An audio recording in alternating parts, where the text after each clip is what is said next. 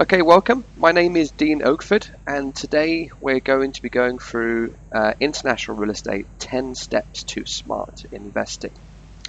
I'm going to get straight to the point, so who should stay and listen to this section? Now, if you are unsure about how to invest internationally, you should definitely listen to this next 40 minutes we're going to have together. If you have lost money investing, and let's face it, I know people don't like to admit it, but most of us have, and it's okay to make mistakes because it's through the mistakes you learn to never make them mistakes again. If you have done that before, you guys need to listen to this to make sure that you don't lose any more money through investing. And also, if you want to make more money, which again, let's face it, everyone does want to make a little bit of more money, right? So it's important you learn to people that have been through it, but also people that have not just invested themselves, but have been in the industry, that know how developers work, how agencies work, how products are chosen before it even gets delivered to you, before you even see something in your newspaper or attend a seminar. How do they get to you first? That's what we're going to be going through, and we're going to be going through some tips today. So little bit about me before we start. Why should you listen to me as opposed to anyone else? Well, I've got 14 years international real estate experience. I started when I was very young, when I was 16. I've worked since then with over 50 developers in 20 countries. We've helped over 2,000 people buy roughly about 5,000 homes. I do write a property blog to give my people and my followers and investors some more information and updates on certain sectors and markets, and ones they should be looking at, ones they shouldn't be looking at. I've lived in Singapore for 3.5 years, and the last 4 years now in KL. So I've been here for a while. I understand how typical Malaysian, Singaporean, Chinese, people from Hong Kong, Taiwan, the Philippines, Thai. I've helped a lot of people make the right decision when investing. I do own a real estate company myself, which is purely international, which is the bottom left logo you'll see, Wealth by Design. That has offices in KL and in Singapore, and we have recently set up a new IT outsourcing company as well in Singapore called One Time Media. That's the top left logo you'll see. So enough about me. Let's get straight into the tips. Tip 1, affordability and income. What do I mean when I'm talking about this? Affordability and income should be the first thing you look at before you even start investing. The questions I ask every one of my investors when I sit down with them when they're looking at a particular investment, either locally or overseas, is first of all to assess their own state. And by that I mean asking these very simple questions before. First of all, how long is your income secured for? So the job you're doing now, if that job was to stop and you was stop getting income, can you still afford to move on, and can you still afford to make this investment you're looking at? Very important. Also, that could apply to your wife or your husband or your partner. If their income stopped also, what would happen? Second of all, can you afford to lose if things go wrong with an investment? And if the answer to that is yes, you shouldn't be moving forward. It tells me that you're not yet in a space where you should be looking at investment, you should be saving. 3, if your first investment, is it right for you? So I always say that your first investment should not be overseas. Your first investment should be something that you're buying locally, and it should be normally related to property. So what a lot of people do is buy their first house. Now, there's strategies that we can go through with people to make their first time investment, make it work for them, build up their cash over a few years, and then take that residual income overseas, because that's money that they won't miss. Your first investment typically and normally should be made locally and should be in property. Number 4, are there any future events that could change your disposable income level? Again, things like loss of job, things like if you have an inheritance coming in very soon, how would you spend that? There's a whole multitude of things that could happen that could change your income levels, and again, you need to assess them first before you consider making that choice to invest your money. I've seen it a lot of times where people have invested their whole life savings into an investment that's gone wrong, and there's nothing worse than that. It involves you going A lot of people might be retired. It might involve you have to go back to work, which is not a great thing. That's tip number one. Very simple. Assess your current standards first of all, and only then invest. Tip number two, investment stage. So once you've assessed it, okay, I now have the money comfortably to invest. I'm in the right stage in my life. The income levels are secured, and I'm in a good financial state to move forward. Next, you need to understand, or the person selling you an investment needs to understand what investment stage you're on. First of all, number one, how many investments do you own? Why is that important? Well, if you own zero, then as I said before, your first property purchase should be normally one in where you live, that you can make use of, that you can see, check, feel secure with, and fall in love with property. That's what you should do, number one. Now, on the other side, we might be speaking to someone that's got 50 to 100 properties or more. That guy, will be looking at increasing his return now. So that person will be looking at other areas like the UK, Australia, maybe Thailand, the Philippines, and acquiring certain assets in there. Because he's probably got to a stage where he's got 20, 25 properties in Malaysia and now wants to diversify. So, don't have all your eggs in one basket. That's why people choose overseas. So it's important to recognize how many investments you own and where they are before we can help you assess more. Number two, the question you should be asking yourself is, are you willing to put in the hours to learn?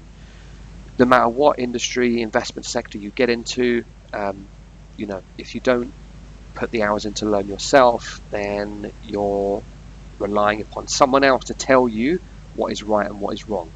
And most of the stuff that I do when I try to give you tips, etc., to invest overseas is training you to do this yourself. Over a number of years, you can get the right information, but at the same time, everyone always needs someone to give you that little step, that little guide to help you along. And that's what hopefully I try to achieve with this. So you need to put in the hours to learn. Number three, who are you investing for? Why are you investing? Yes, everyone wants to make money. However, you need to understand also, tie an investment to a thing. Why does that help? It helps you assess what level you should be investing at. It stops you buying, a house for 2 million ringgit when actually the return, if you spend 500,000 ringgit buying a house, and you could put it towards paying off your car or your initial mortgage, or maybe one investment in a house, the returns from it pays for your family's holidays for the next 5 years. That's what you should be doing. Tie it to a thing. That's when you get most value from it. And understand, why are you investing? Don't just invest just to make money. That's boring. Let's have some fun with this. So now we move on to the next 5 tips, are all around the developers and agency research. So you've gone through tip 1, which is affordability income. You've gone through what investment stage you're at, and you're happy to move forward with an investment. Now you're looking at which investment to make. This is where your decision is crucial. This is the difference between success and failure with what company you choose at what time. So just like investing in stocks and shares, some of the property sector is very similar. You've got to choose the right one at the right time in the right place. So first of all, what research should you do? The first thing you should do with any company you get approached by is find out who owns that company. Google them.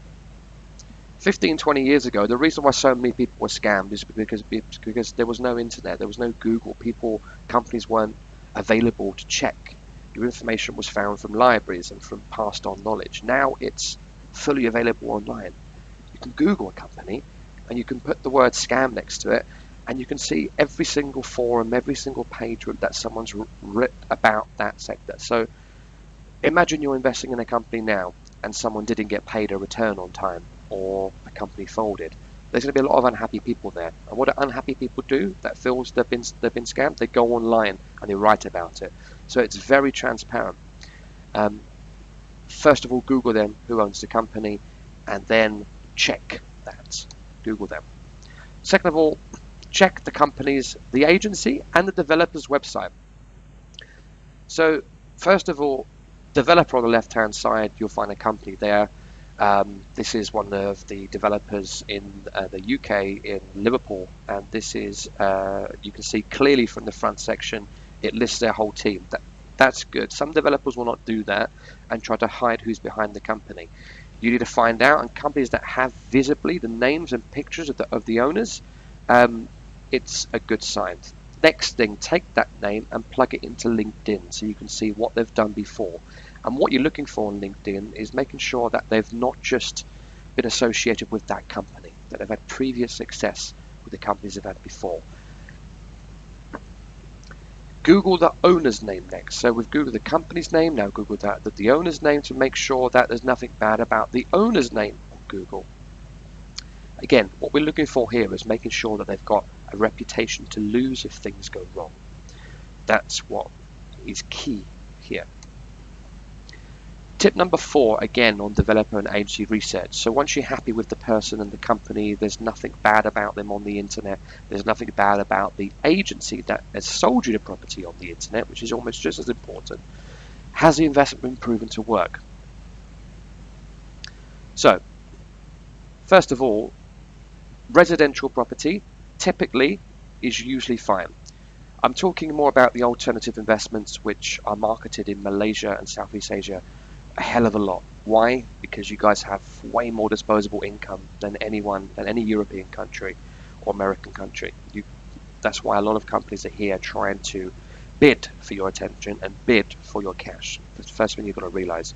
So there's a lot of good stuff in the market and there's a lot of bad stuff in the market. Residential is usually fine because it's normally a house, normally developers have been going for a long time, and you're getting a title deed to a house and property. So there's not really that much that can go wrong. If you're buying off plan, you need to be a little extra bit careful, but again, follow these steps and you'll be okay. For the alternative investments, much more research is needed. I'm not saying all is bad, but you need to do your research. Things like hotels, land, student accommodation, car parks, storage, agriculture, advertising space, bonds, funds, stocks, shares, care homes. The list is endless.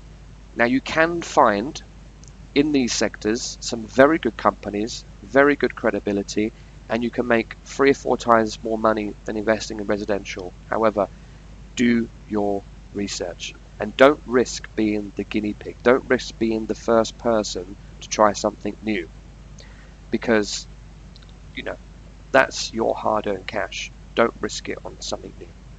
Your risk is too high. Tip 5, are the returns justified and are they realistic? Let's see why this affects. Let's face it, one of the only few people out there earning 20% a year consistently is Warren Buffett.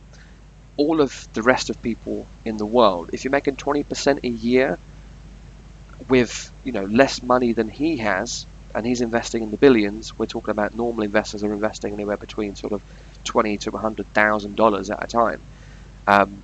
How then returns justify to you consistently? If you look back over my career, certainly, the companies that are quoting returns of above 20%, not one of them has survived in as far as I can tell, unless you're looking at Bitcoin, in which case, that is like going to the casino and betting on red. It's a 50-50 chance because you decide when you sell it. So normally, companies offering more than 20% returns have to go through very stringent research with me, and I'm yet to find one that's been consistent enough to recommend to anyone that I know. Number 2, can the company afford to pay these kinds of returns? When you look at an investment and it's giving whatever returns, 10, 15, 20% a year, and you don't drill down on the numbers, you don't ask for proof, that's when you're just setting yourself up for failure once again. You need to understand how these companies make money and try and match that up with how can they afford to pay you a return. For instance, in the past, there's been companies that will sell you a property in the UK, Australia, somewhere else in Europe, and that property won't make an income for the next 3 years because it's not built yet, and yet the company will still give you a 5 to 7% return per year. How is that possible if that property is not making money? What's happening is they're paying your return back normally from your own investment. So if the property you've just bought, let's say, is 100,000 ringgit, that means 3 years of 7%, that's 21% over value you've paid for your property already. So you need to assess this and understand where the money's coming from, and if it doesn't add up, walk away. A case study on this, again, as a lot of you will know and have seen in the last 10 years, one of the biggest investments has been student accommodation. Now, 2 out of 10 student accommodations actually worked and are still, delivering people returns right now. Unfortunately, roughly 80% student housing that was sold, big companies just gone bust recently. I won't mention the name, I've blacked it out here. But this was one example of why student accommodation, for example, failed, and why you need to do your research. This was in Liverpool, this project. They were selling them from £63,000 and above for a single unit. The reason why it collapsed is, firstly, the units were overpriced. No one got a valuation on the unit. The building was valued by the developer, but that price was never given to the investors themselves, people like yourselves. So what happens is the actual value of the rooms were about £30,000, and yet they were being sold for £63,000 because no one actually asked the developer what's the actual cost per square foot of the room with proof. If you're ever getting a valuation in the UK, you must make sure it's RICS certified. Little tip for the future, RICS. That's the only one you trust. But this wasn't available for this particular development. So what happens if you buy into this student accommodation? It was being sold for a 7-year program with a guaranteed exit after 7 years with a 10% return per year, paid quarterly. Sounds attractive, right? Of course, they sold thousands over the space of about 8 years. They sold 4,000 or 5,000 properties in student accommodation over 7 or 8 years. So a lot of people have been affected by this. You might have one yourself. But because you're buying it at such an inflated rate, almost more than double, when it comes to that exit and you get a valuation on the property again, what developer in their right mind is going to pay the inflated price for that property? So you start off with a real value of 30,000, you've paid 63. Even if that property increases in value by 5% a year over 7 years, it's still undervalued compared to what you paid for it at 63. But as an investor buying it at 63, you think that's the true value. So you think 5% a year is going to be going up to maybe now it's worth 90,000. Real value is about 50 now. What developer in the world is going to pay 90,000 for each unit when the actual valuation is only 50? That's why you can never sell them. It's very difficult to sell a student accommodation unit because it's not residential. It's only applicable to certain people, students. So this is where you have to be careful, guys, and do your research. And luckily for us now, all of this information, again, if you did your own study before investing, all this information would pop up and find. So again, that failed because investors did not have a square foot value. Also, large commissions were paid to agencies. Now, this is something difficult for investors to find out. What is the commission per project? Normally, this can give you some sort of degree of insight into whether a project's good or bad. The only way you're going to be able to find out that information is by having someone on the inside that knows the commissions being paid to agencies and can lead you in the right way. And that's something that I could help you with also. And we also know, a student has a flawed exit strategy because of that inflated price. Tip number 6, paid up capital. Very simple one. Check if the developer has paid up capital, especially if they have some form of insurance on the product, if it has a trustee. Some products you might invest into things like loan notes, you might do bonds, funds. You might do investments that don't come with title deed, they give you shares. Now, some of these investments are very attractive, and some of them are from very good companies spanning about 15, 20 years. Some of them are new guys on the block with only 1 or 2 years credibility that are trying to set up something to scam you. So what you must do is, first of all, check on the equivalent to Companies House UK. I've given you the website there and to go to. if it's a UK developer. The Australia one is there also. The ASICS registers, so you must go there as well. Every country has one. You must go to that local country you're investing in and check that website for the paid up capital. If there's none, then you need to investigate the trustee and find out their paid up capital as well. Give them a call. Don't trust everything you're told on a sales presentation is, I guess, the key. Number 7, which is the final one in the developer agency research. Have the owners put in their own money before yours. This is specifically for alternative investments that you're looking at. So first of all, if they have put their own money in, ask them to provide proof. Should be easy, right? If they've made a transfer or spent money over a course of time before asking you to put your money in. So you're basically doing a joint venture rather than you risking all your money and then putting in none. That's always a telltale sign. Normally these types of companies revolve around land. It's a very hot sector for scams for a long time. Ask them for proof of what money they're putting into the project. Don't just believe what they say. You want them to lose money as well if it goes wrong, not just yours. Number 2, do they use bank financing for any of their projects? If so, ask them for proof. 2 things here. Bank financing, if they have secured bank financing, it means that they've had to hand over all their business plans and the bank's gone through it and approved it. So if the bank said yes, it's a good sign to attract investors. But second of all, where it could be a bad thing, is that if a company over leverages on their property assets. So if there's a trustee involved or some form of insurance where, if things go wrong, you guys are paid out first. How much of their assets are owned by the bank? Have they over leveraged? Do they have, enough assets now in valued before the bank reclaim everything to pay all the investors back their money if things go wrong? That's another thing you've got to ask yourself. How leveraged are they? And speak to the banks and speak to the trustees to find out. Tip number 8 is contract analysis. So this one is where it gets very, very boring side of the contracts when you've chosen to invest in something and then you want to move forward, but at the same time you want to make sure there's nothing sneaky in the contracts that is going to expose you at a later date. So first of all, my best piece of advice here is get an expert to analyze that contract for you. Because if you don't know what you're reading, if you don't know what terms have screwed people before, if you don't know what terms are good or bad, then you're reading something and it's going to just waste your time. Get an expert to do it.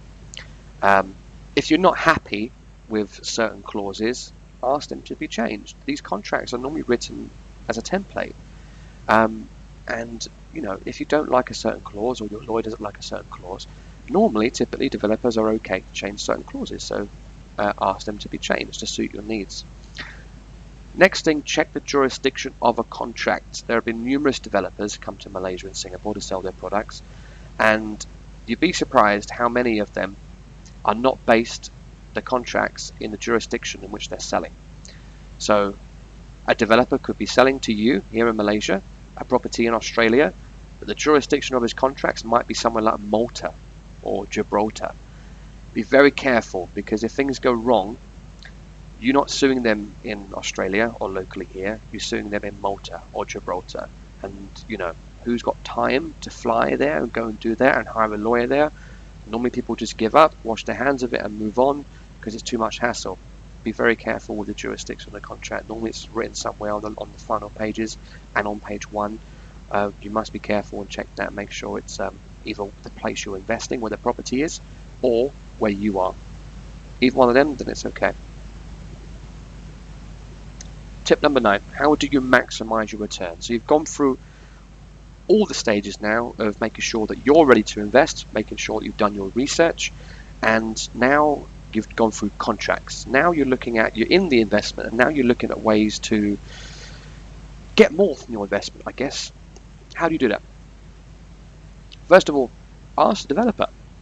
Developers have marketing budgets to go and attract new clients. So if they can attract you to invest more, it saves on marketing budget. So normally they're normally happy to give some of that budget to you.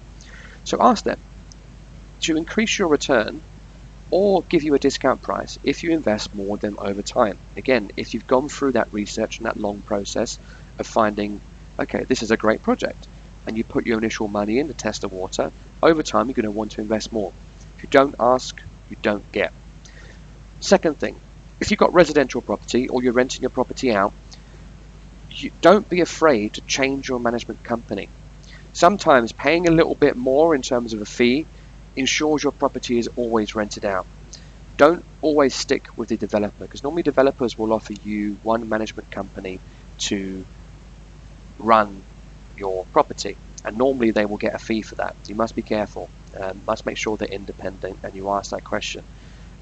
Normally it's better for you to go and find your own one, and it's very easy online to Google a city and find out who are the best people, who are the best management companies there. Yes, they might charge you, 8, 9, 10, 11, 12%, but that's better than having, we move on to point 3, that's better than having any void periods, because void periods means you can't repay your mortgage or you're not getting any income for that period.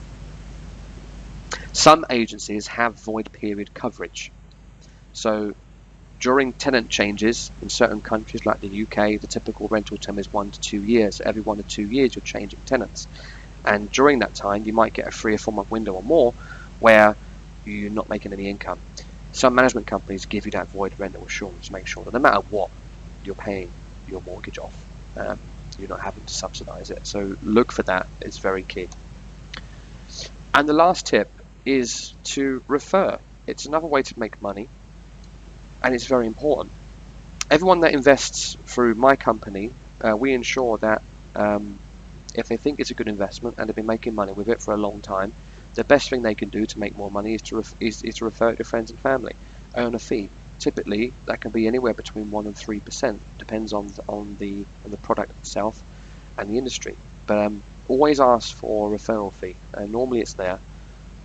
Can be given to you directly from the developer, or can be given to you directly from the agency you bought it from locally here. So very important to make sure you ask for a referral fee.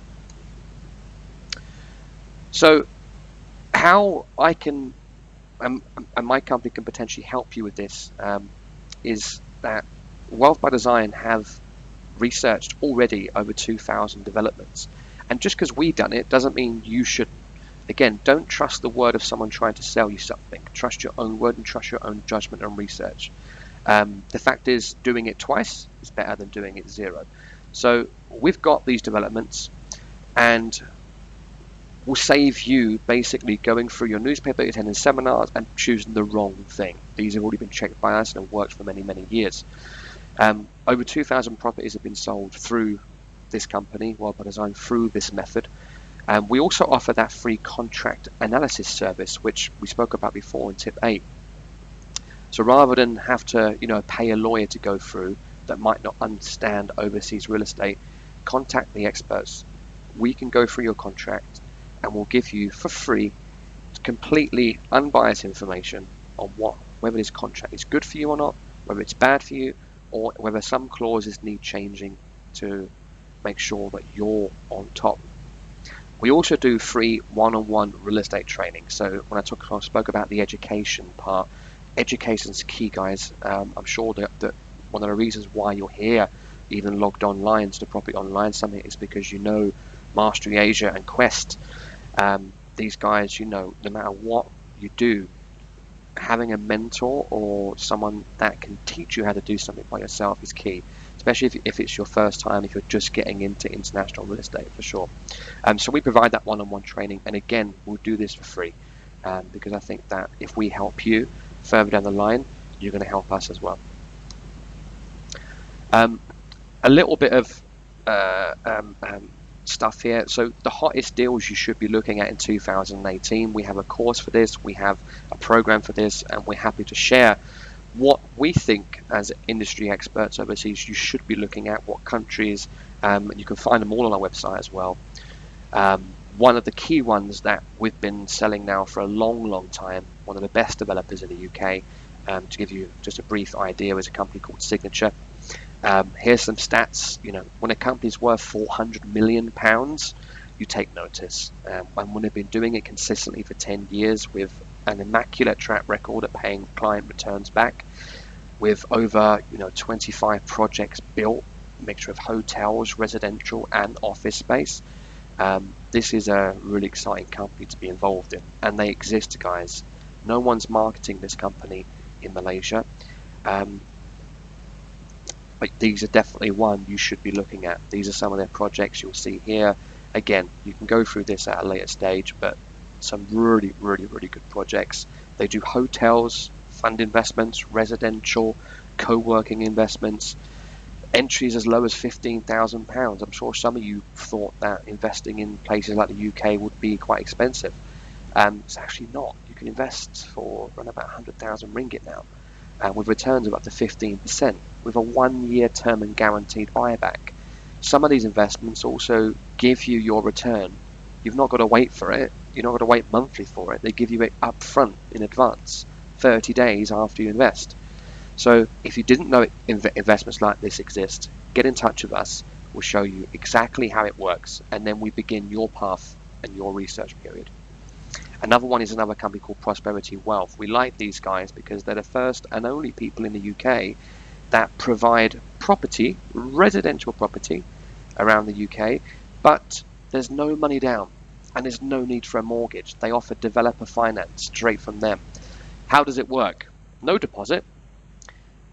They offer 50% payment of the property via installments over 24 months. After 24 months, the property is built, you receive your keys and your title deed. And the next 50% is paid off via the collection of the rental income from your property. How great is that? You've got a property, you've only paid 50% for it, but it's yours and it's earning money. How does that work in numbers? Take this project here. It's in city centre Birmingham. Purchase price £60,000. That's about £1,250 spread over 24 months. Rental collection period pays off the balance over 4 to 5 years once that's finished. So that means you've only spent £30,000 on that property. Your capital appreciation is going to be between 7 and 10% a year consistently. Your rental return's about 10%. So that means that you're buying a property for around about 6,700 ringgit per month. If you can afford 6,700 ringgit per month, you don't currently own a property overseas and you want to, this is by far the best way you can do it, the most affordable. You've not got to worry about applying for a mortgage. It's all handled in-house with a developer that's been doing this for 22 years. Again, products like this exist. You're not going to see them in Malaysia, you're not going to see them in a newspaper, but they exist with the experts. Now, you can visit us and find all these projects at wealthbydesignAsia.com. I'd encourage you to go there and see it. I'm happy for you guys to WhatsApp me, to add me on WhatsApp, to ask me questions. In this modern day and age, WhatsApp's king. We use it a hell of a lot. We push a lot of our content through to our clients on WhatsApp. We have different country investment groups that we can put you in so you can further increase your knowledge. When there's a good article, we'll post that on there and we send that weekly newsletters to you. So start that journey with us today. We're also offering 3-hour one-on-one sessions for real estate investment advice. This will put you on the right track. Now, if you're based in Malaysia, me or one of my team can meet you one-on-one, or we can organize a Skype session if you're overseas. If you'd like a copy of these slides, you can email me as well, and of course we'll get them sent out to you. Thank you very much for your time.